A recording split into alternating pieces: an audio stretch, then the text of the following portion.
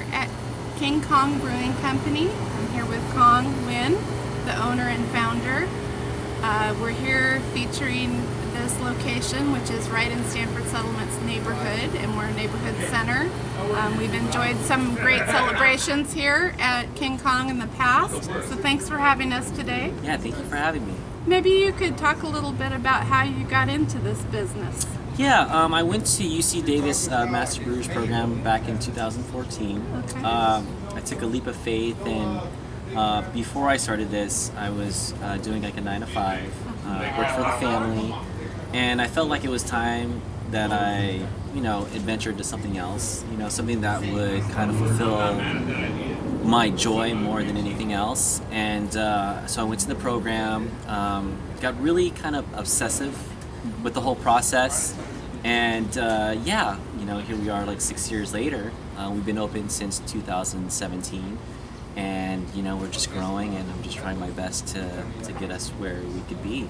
I feel like I have a purpose every day that I wake up now. It's really cool. Wow. So when you were at UC Davis, did you study with Dr. Charlie Bamforth? I did. So the two main professors there were Charlie Bamforth and Michael Lewis. So I got to learn from both of them before they retired. I believe they're retired now.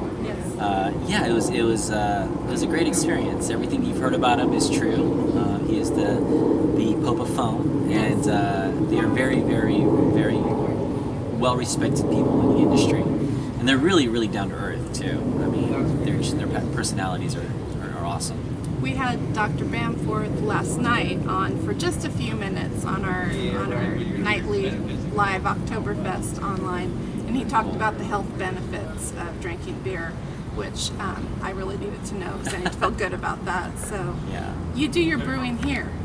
Yes, we do all our brewing here. We have a 15-barrel system and 30-barrel fermenters. We're producing at about half of our capacity at the moment, and so we're projecting that next year that we can improve on that, and we're growing every year. We are distributing in about more than 15 or 16 counties now. Wow. And we do get a lot of people from different areas that come to the brewery itself, so it's been a really cool experience. Yeah. And your presence here on Del Paso Boulevard is part of sort of a renaissance that's happening along this little area. Yeah. True? Yeah, it's really, absolutely. I feel like we've kind of brought on this momentum of change, and I think this was kind of that catalyst, and we've got new places that are coming into our boulevard as well, including Southpaw, which is a really cool addition to the boulevard. We have Shift Coffee. So we really have this little cool circle going on right now, and it's been really, really neat. During this whole COVID process, it's been a beautiful thing to see the community really come together and help us as a company. One of the biggest things that I had feared during that whole quarantine or shelter in place was, we basically lost most of our source of revenue at that point. We did drafts, people would come and dine in, and we sold draft to other places. We had just started getting into cans that month that everything shut down. Wow. But through it all, we kind of just came together and restructured our business plan, and now we're distributing to a lot of different places for cans, which is a really cool thing. So, in a blessing in disguise, I think COVID really helped us catapult our business model, and I'm really grateful that we're kind of surviving through it and making it to the other side. Or at least I hope this is the end. Yes. Towards the end. Let's hope it is. Yeah. Now, we have a couple of selections of your beer in our virtual beer garden. So everybody can go on our silent auction website, and they buy in for $10 and they get a random selection of beer. And we have quite a good variety of things, but we have one of yours that is the Gorilla. Awesome. You want to talk about your beers, the popular beers that you Sure. here? So Gorilla was one of the first beers that we had ever made. Actually, going as far back as 2014, when I really started focusing on the recipes for the brewery, we we had developed the Pale Ale, which is now the Gorilla.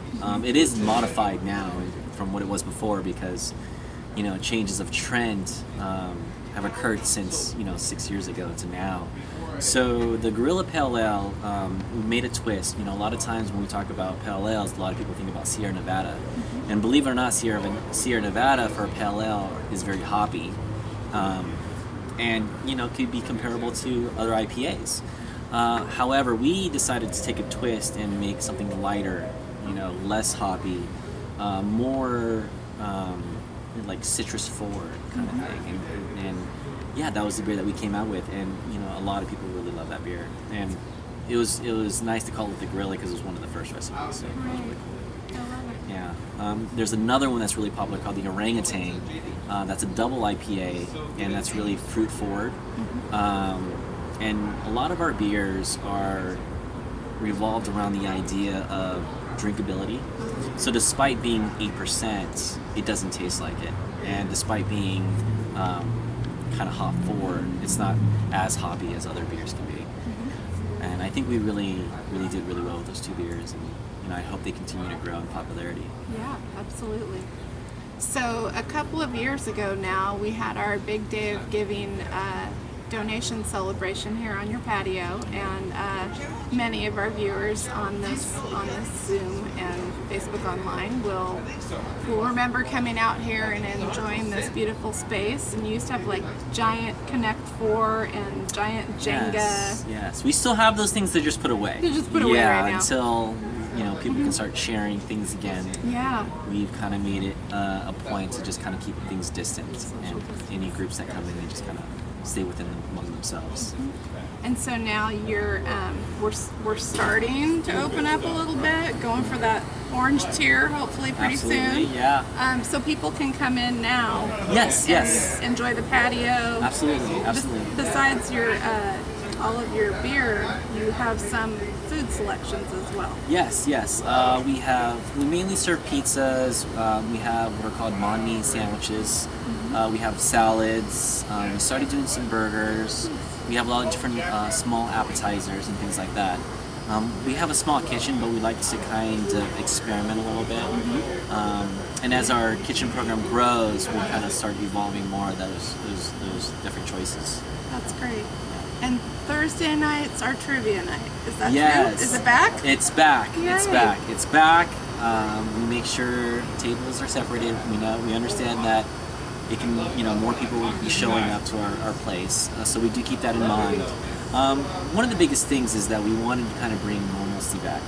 I think it was important for people to be able to come back out to do things that they enjoy. However, take an approach that's safe as well. So the biggest thing that we try to do is implement ordinances and things like that within our brewery to make sure that everyone is kind of safe. So. Anything else you want to add? With everything going on, it's nice to see that things are opening up again, and I think one of the biggest things with everybody is this positivity and community. I think that's one of the biggest things that we carry in our culture is community, and that's really important. And I just hope that everyone is doing well and being safe, and just be positive, and that we'll get through all this. And I hope you guys make your way out to King Cong Brewery soon enough. Very good. Yeah. So again, King Cong Brewery is on Del Paso. Do you have a website? I do. www.kingkongbrewing.com. And we'll share that on our site as well. Thanks for letting us talk to you today and Absolutely. feature some fun things about beer for our virtual Oktoberfest. Yeah, thank you.